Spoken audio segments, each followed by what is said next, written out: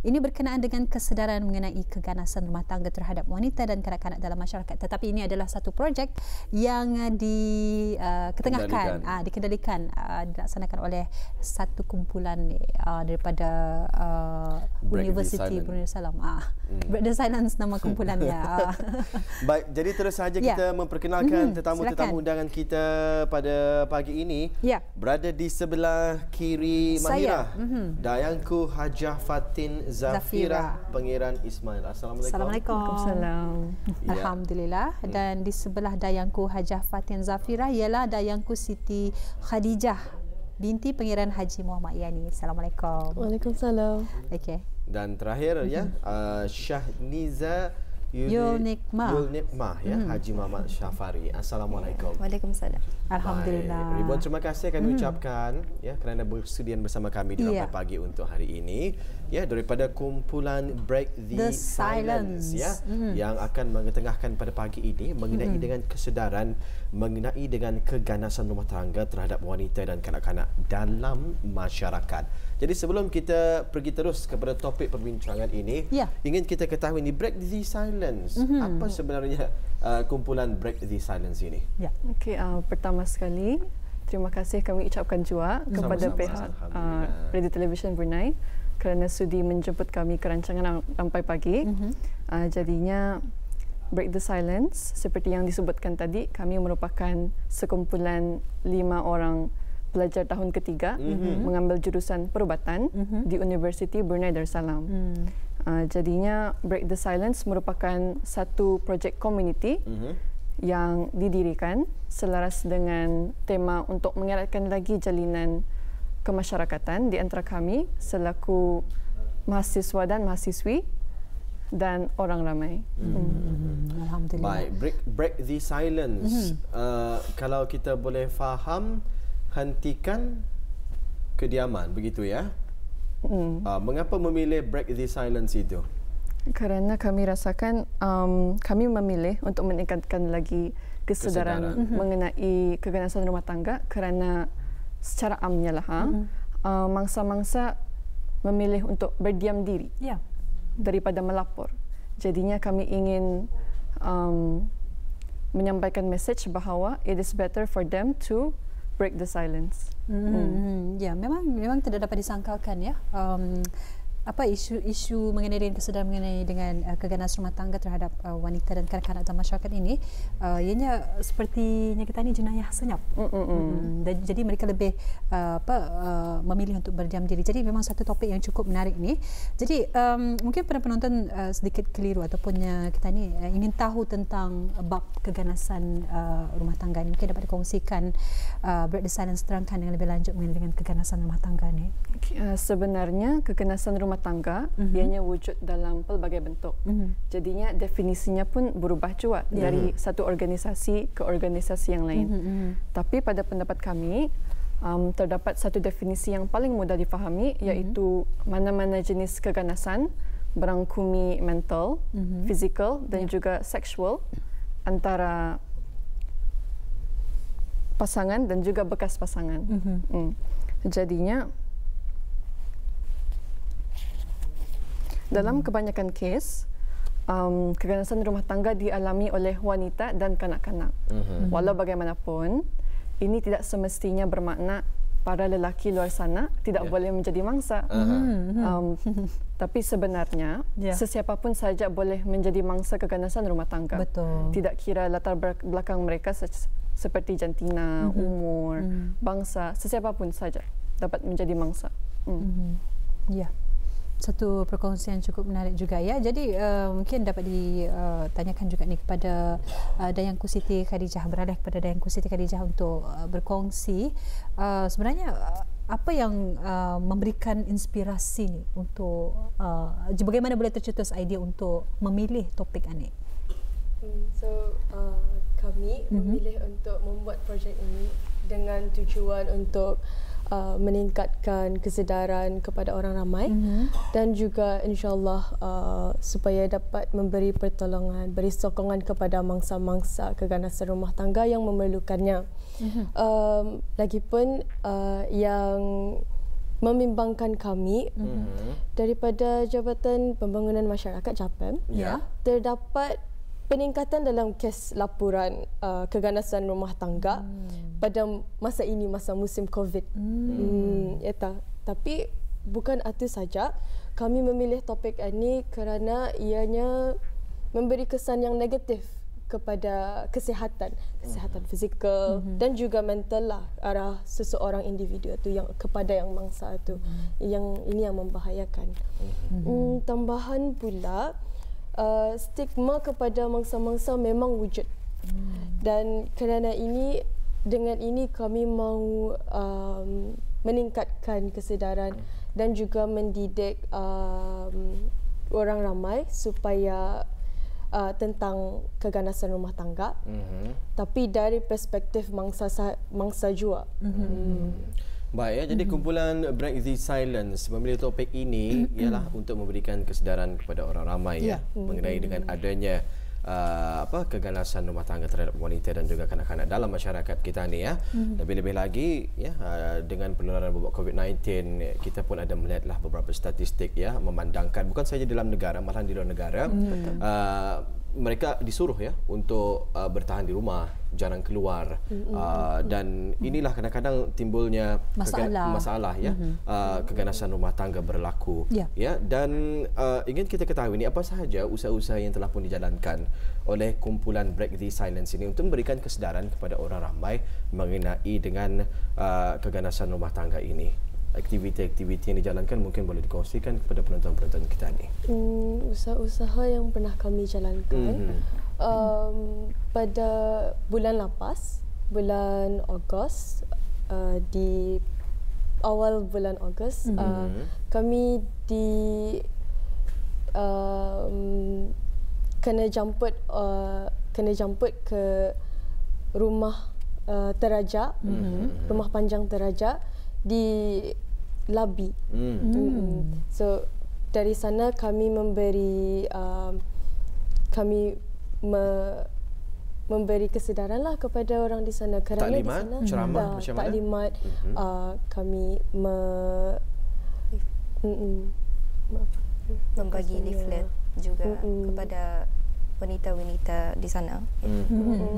Baik, Jadi macam mana sambutannya daripada masyarakat yang sama-sama mengikuti taklimat tersebut? Sambutannya amat memberangsangkan lah pada mereka.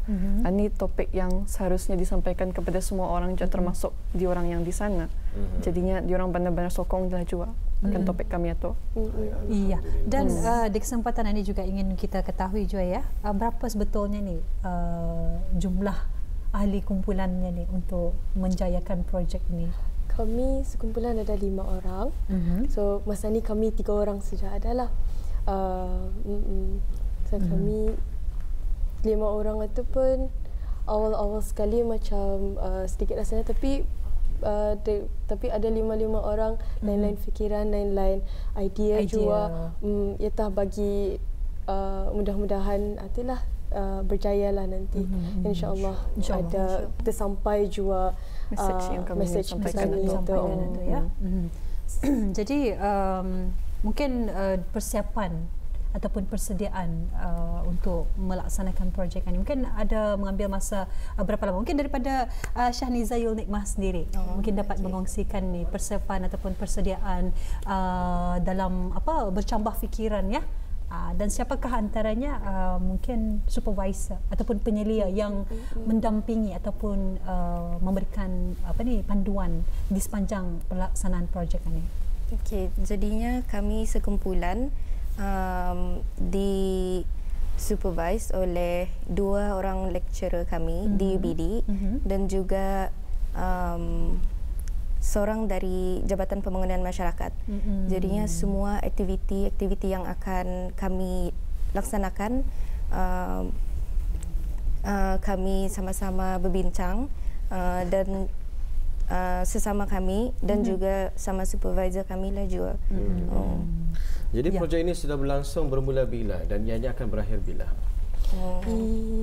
Ia start 31 Ogos sampai Oktober 15. Baru-baru ini ya? Baru-baru baru start. Sehingga bila tadi? Oktober. Sehingga bulan Oktober. Ya. Ya. Jadi mereka ini adalah merupakan pelajar mahasiswi Universiti Brunei Darussalam dalam jurusan perubatan bagi untuk tahun 3 ya. Jadi memang sememangnya projek ini adalah merupakan tahun akhir ya, sebagai satu tahun untuk tahun akhir ya. Ya. Berbalik semula kepada Daengku Siti Khadijah ya. Ingin kita ketahui semula mengenai dengan topik kita, keganasan rumah tangga terhadap wanita dan kanak-kanak dalam masyarakat ya.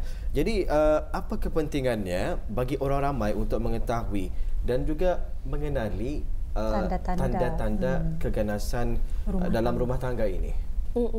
So kami berbalik semula kepada yang tadi.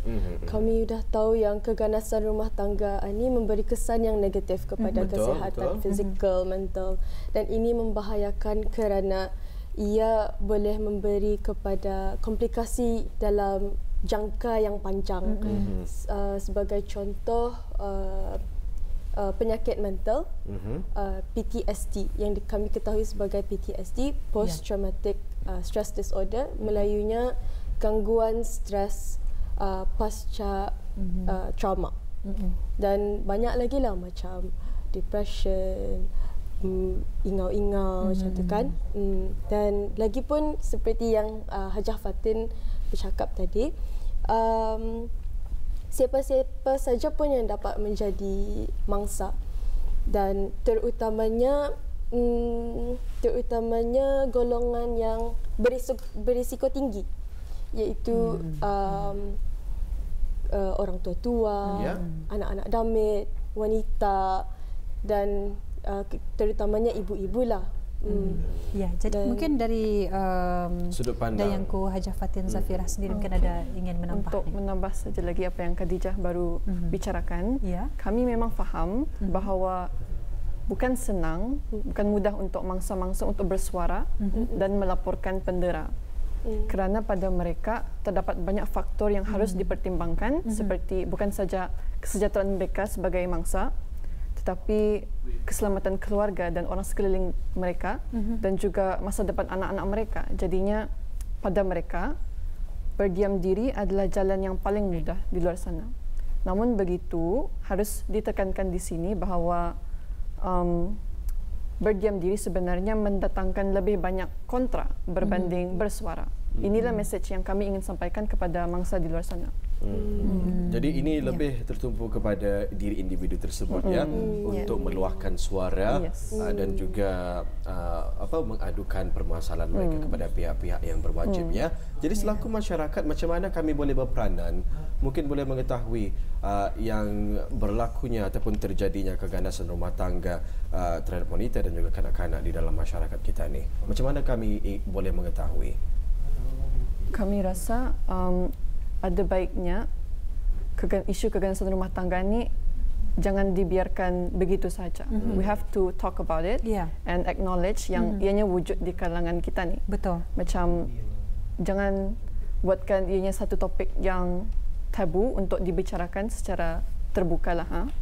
Jadinya dari sana, dari meningkatkan kesedaran orang ramai, dan orang ramai akan mengetahui dengan lebih lanjut akan tanda-tandanya, jenis-jenisnya. Jadinya dari sana orang ramai akan lebih menerima akan topik ini dan tidak akan pandang rendah akan mangsa-mangsa. Ya, difahamkan juga kumpulan Break the Silence ini ada membuat kolaborasi dengan Jabatan Pembangunan Masyarakat ya. Ya, mungkin boleh mengkongsikan kepada kami, mungkin ada sebarang kajian yang dilakukan ataupun perbincangan macam mana? Kami berkolab sama JAPEM untuk awal-awal untuk mengetahui tentang status di Brunei tentang keganasan rumah tangga, dan kami mendapati yang ia memang wujud, dan setiap bulan pun ada yang orang melaporkan lah. Dan tambahan lagi, mereka pun ada membuat sesi perkongsian sama mangsa-mangsa juga. Dan kami collab juga untuk meminta tolong dari dorang untuk supaya nanti kami dapat membagi donation kepada mangsa-mangsa yang memerlukannya lah. Cuma tu. Alhamdulillah ya, satu usaha yang cukup kita ni menarik juga ya, yang dikongsikan sebentar tadi. Dan mungkin dari Syahniza Nikmah sendiri mungkin dapat berkongsi sedikit ni, apakah cabaran-cabaran yang dihadapi semasa melaksanakan ataupun mengendalikan projek ini? Mesti ada cabaran-cabarannya juga kan? Ya, jadinya semasa planning untuk menjalankan projek ini, salah satunya ialah kerana topiknya sendiri, it's quite sensitive. Betul, bukan calang-calang topik ni. So untuk mau macam menghubungi orang ramai pun macam in beberapa sana, since any community project, betul, kami punya goal is to reach out to the community. So because ia punya topik sendirian ni pun macam sensitif, payah jualah kan atau menghubungi orang ramai. Tapi masa ni alhamdulillah mungkin banyak orang tahu pasal apa kumpulan kami ni, banyak orang mau support dan mau volunteer juga untuk menjayakan kami punya projek ni lah. Ya, baik, alhamdulillah ya. Tadi ada mengatakan mengenai dengan mereka yang mengalami mangsa-mangsa keganasan rumah tangga ya. Jadi kepada mereka yang mengalami permasalahan sedemikian, di mana mereka boleh merujuk, memohon bantuan, merujuk ya maksud saya, dan juga meminta pertolongan. Jadinya ada beberapa agensi-agensi yang dapat membantu mangsa-mangsa keganasan rumah tangganya. Mangsa boleh meminta pertolongan dari talian ambulans, iaitu 991, di samping untuk mendapatkan keperluan perubatan. Jadi pihak hospital dapat merujuk mangsa ke Jabatan Pembangunan Masyarakat untuk keperluan kebajikan mangsa. Selain daripada itu, mangsa juga boleh meminta pertolongan dari talian polis, iaitu 993. Pihak polis juga akan merujuk mangsa ke JAPM, Jabatan Pembangunan Masyarakat, untuk keperluan kebajikan mereka, dan mangsa juga mungkin akan dirujuk ke pertubuhan-pertubuhan bukan kerajaan untuk dibantu dalam mengatasi pengalaman penderaan mereka dan juga dalam penyembuhan kerohanian mereka. Selain daripada itu, JAPM juga ada menyediakan talian helpline kebajikan, itu 141. Ia beroperasi 24 jam setiap hari untuk membantu orang-orang yang mempunyai masalah keluarga dengan cara efisien, dan juga mereka ada menyediakan talian anak 121 untuk membantu kanak-kanak yang bermasalah, khususnya dalam kes-kes penderaan, pengabaian dan sebagainya. Jadinya ada banyak agensi-agensi yang dapat membantu mangsa keganasan rumah tangga, dan mangsa boleh memilih mana-mana agensi yang mereka rasa selesa untuk meminta pertolongan. Ya. Dan selain daripada lokasi yang telah pun disebutkan tadi ya, di kawasan Labi ya, mungkin ada tempat-tempat lain lagi yang mungkin tempat-tempat yang kita ni membuat fieldwork ataupun kerja lapangan selain daripada lokasi di kawasan Teraja tadi. Kita dapat dikongsikan mungkin di kawasan daerah Tutong bagaimana, ataupun di kawasan daerah Temburong selain daripada tu bagaimana perancangannya? Perancangan masa ini sampai ini baru di sana lah. So masa ini di Tutong, Temburong apa tu belum lagi ada masuk ke dalam plan. Tapi insya-Allah kalau dapat ada rezeki je untuk membuat, insya-Allah dapatlah juga ada tempat sana. Ya, lagipun masa tu yang kita ni lebih singkat ya, mungkin daripada bulan Ogos sehingga bulan Oktober. Ya, berbalik semula kepada Daengku Hajah Fatin ya. Kita ingin mengetahui ni, mungkin boleh mengkongsikanlah kepada penonton-penonton kita ya, apa sahaja jenis-jenis keganasan rumah tangga terhadap wanita dan juga kanak-kanak di dalam masyarakat kita ni ya. Jadi mudah-mudahan dengan perkongsian ini nanti akan timbul kesedaran di kalangan orang-orang kita ni ya. Apa yang disebutkan sebagai keganasan rumah tangga ini? Baiklah, keganasan rumah tangga boleh wujud secara fizikal, mental ataupun seksual dan juga dari segi keuangan juga. So dari fizikal seperti biasalah kena tumbuk, kena tandang, cuma dan kena pukul lah ya maksudnya. Kena pukul dan sebagainya lah. Lepas itu kalau sekiranya jenis keganasan rumah tangga yang fizikal, fizikal sudah disebutkan tadi. Mental seperti itu dari perkataan-perkataan yang berbau debisai lah, macam kena teriaki, kena hina, macam sering berkelahi ataupun boleh termasuk dalam keganasan rumah tangga juga. Seksual seperti yang kena rogol kena paksa dan sebagainya lah. Dan akhirnya dari segi kesempitan kewangan, kalau sekiranya ada masalah ekonomi dalam keluarga, pasangannya macam memeras ugut untuk macam meminta duit ataupun boleh dikira sebagai keganasan rumah tangga juga dan boleh dilaporkan. Jadi macam mana boleh kanak-kanak juga boleh mengalami keganasan rumah tangga ini? Okey,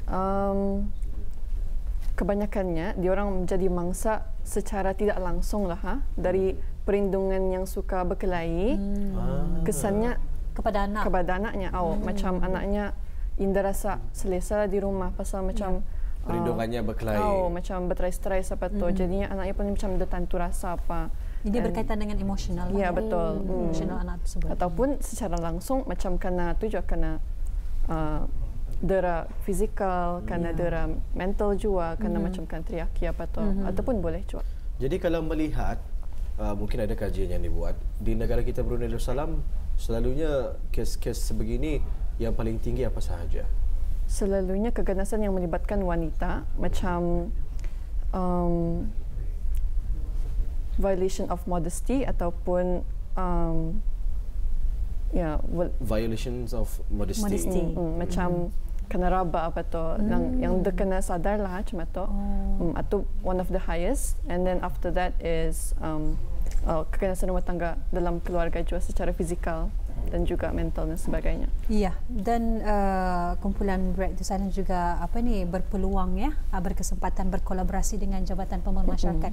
Mesti ada pengalaman Joy ya. Mungkin ada pengalaman bersemuka dengan mangsa-mangsa keganasan rumah tangga. Mungkin ada pernah bersemuka juga. Mungkin daripada Dayanku Siti Khadijah. Apa soalan? Mungkin ada pernah bersemuka dengan mangsa-mangsa. Jadi apa yang telah pun dikongsikan oleh para mangsa ini? Para mangsa ni memanglah awal-awal sekali memang tidak mau bercakap. Awal-awal diam-diam. Sudah kami makin kenal bersama-sama. Lepas tu lepas satu baru tak sikit-sikit diorang membagi tahu dari yang paling sikit dulu, yang paling indah teruk jadi yang paling teruk apa yang benda itu pernah kepadanya lah. So banyaknya ada juga nampak bangkak-bangkak macam tu, tapi ianya selalunya bertapuk dan nampak, tapi bukan saja physical, mental juga. Diorang selalu merasa sedih, merasa takut macam itulah. Jadi dari sudut pandang mangsa, setelah meluahkan perasaan mereka, bagaimana perasaan mereka? Adakah mereka merasa selamat, terjaga, pelihara? Selalunya diorang merasa selamat semasa bukan di dalam rumah itulah. Ada yang saya tahu juga bukan diorang Indah dalam rumah itulah lagi, cuma tu ada banyak proses mereport apa tu macam itulah. Alhamdulillah. Satu perkongsian cukup menarik. Apapun kita doakan semoga projek yang dijalankan ini akan berjalan dengan jayanya ya. Okey, baiklah. Apapun kita ucapkan terima kasih. Assalamualaikum. Waalaikumsalam. Terima kasih. Terima kasih.